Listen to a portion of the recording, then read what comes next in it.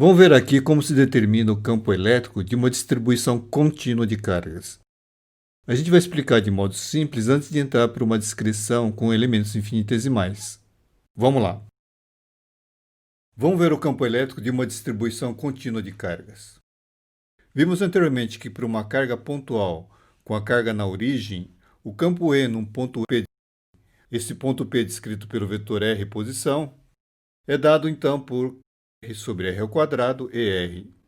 E se tivermos N cargas, ou seja, uma distribuição discreta de cargas, o campo elétrico em um ponto P é a soma vetorial do campo de cada carga naquele ponto localizado em R. Então esse somatório aqui vai de 1 a N. Vamos escrever aqui sem o R só para simplificar. Então é isso que a gente tem para uma distribuição discreta. Vamos ver quando temos uma distribuição contínua. Nesse caso, a carga pontual Q na equação do campo ela é substituída por uma quantidade dQ, uma quantidade dQ de cargas dessa distribuição. Ou seja, o dQ passa a ser a nossa carga pontual.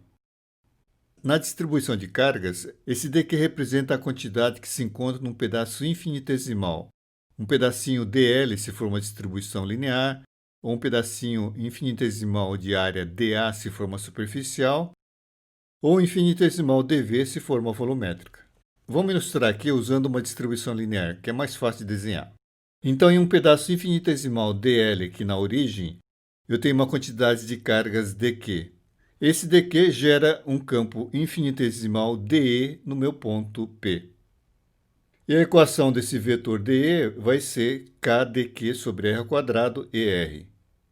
Então, esse dq se escreve conforme a distribuição, como lambda dl se for uma distribuição linear, um sigma dA se for superficial, ou ainda um ρdv se for volumétrica. Essa é a equação do vetor dE para dq na origem. A gente poderia colocar uma equação vetorial mais completa, que descrevesse para dq em outros locais da distribuição, mas não vale a pena. É uma equação mais extensa e a gente não vai precisar dela aqui. O que a gente precisa saber é que o módulo desse vetor, esse dE, é simplesmente kdq sobre r ao quadrado. E a orientação desse vetor? A gente sempre supõe que esse dq é composto de cargas positivas, então vai ser conforme cargas positivas. Então a gente teria um campo desse jeito assim. E o r, então, vai ser a distância entre o dq e o ponto P. Então esse é o campo do elemento dq. Vamos ver como fica o campo elétrico resultante devido a toda a distribuição. Para explicar isso, vamos pegar de novo a distribuição linear. Suponha que a gente tenha então um fio longo e carregado com uma densidade lambda, mas o que vai nos interessar dessa distribuição toda é apenas um comprimento Lzão. Agora eu pego esse trecho aqui e divido em retas, ou seja, eu aproximo as curvas por retas, segmentos de retas ΔL. Então, digamos que eu tenha N elementos, todos iguais. Para cada um deles, eu vou ter uma quantidade de cargas correspondente a um trecho real do Lzão, sem a aproximação. Então, essa quantidade de carga vai ser ΔQ. Dessa forma, esse ΔL1 aqui vai ter uma carga ΔQ1 que vai gerar no ponto P esse vetor, um campo ΔE1. Portanto, ao longo da reta que une os dois pontos e supondo, então, carga positiva. Bom, para o elemento seguinte eu vou ter a mesma coisa e assim sucessivamente. Aqui no meio, digamos assim, um genérico, eu vou ter um ΔLi com uma quantidade ΔQi que vai gerar um ΔEi. E assim vai até o último, um ΔLn, que vai dar um campo ΔEn. Bom, a resultante vai ser a soma de todos esses vetores. Então, eu escrevo vetor E igual à somatória dos vetores ΔEi. Agora, como a gente viu antes, a gente sabe a intensidade do ΔEi, que é o módulo do vetor. E a ΔEi vai ser K ΔQi sobre Ri ao quadrado, onde Ri é a distância do iésimo elemento ao ponto P. Então, dessa forma, a gente tem o campo elétrico final, o campo elétrico resultante no ponto P. Agora a gente faz o seguinte, a gente aumenta o número de divisões. Quando a gente aumenta o número de divisões nesse mesmo trecho L, ou seja, na minha distribuição que eu estou considerando, aumentando o número de divisões, naturalmente eu diminuo o ΔL. Então, quando o n fica muito grande, ou seja, o n vai para o infinito, o ΔL fica muito pequenininho, ou seja, ΔL vai tender a zero. Então isso me dá a definição da integral. O símbolo do somatório é substituído pelo símbolo da integral. Então, nessa consideração de n ir para o infinito, o ΔL vai se transformar em dl, ou seja, um comprimento infinitesimal. Repare que quando a gente faz isso, a gente basicamente aumentou a resolução. Aquele segmento de reta, agora ele fica mais em cima da curva real que existia anteriormente. Naturalmente, eu vou ter muito mais pedacinhos dl agora sobre a curva real para completar toda a minha distribuição. Então, nesse limite de n ir para infinito, o que eu vou ter então?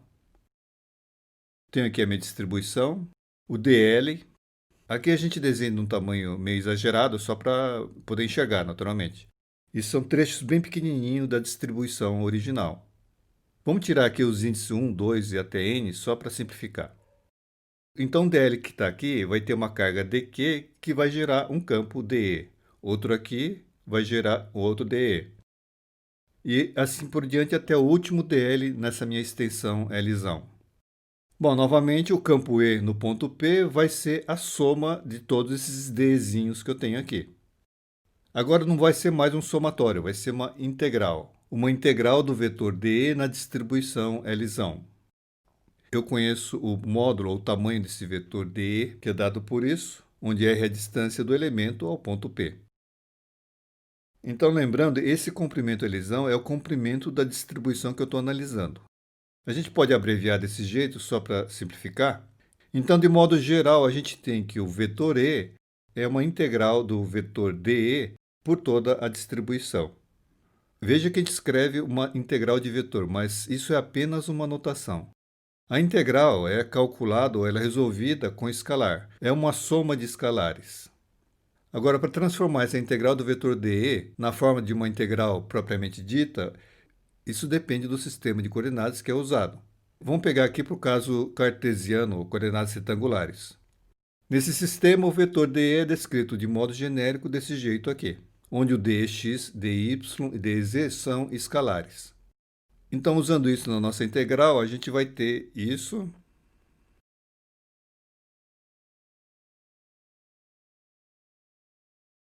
Esse primeiro corresponde à soma de todos os componentes infinitesimais ao longo do eixo x. Então, essa soma vai dar ex. E a mesma coisa para os outros, em y e z, onde eu vou ter ey e ez. Portanto, se a gente escrever o campo resultante, o campo no ponto P, em coordenadas retangulares, a gente teria, então, de forma genérica, que o campo é ex mais ey mais ez. Sendo que o ex é a integral do dx sobre toda a distribuição e de modo semelhante para o ey e ez. Bom, então essa é a forma de determinar o campo elétrico resultante de uma distribuição contínua de cargas. Vamos fazer aqui um resumo. Então, o campo vetor E de uma distribuição é dado pelo vetor E igual à integral dos vetor dE devido a toda a distribuição.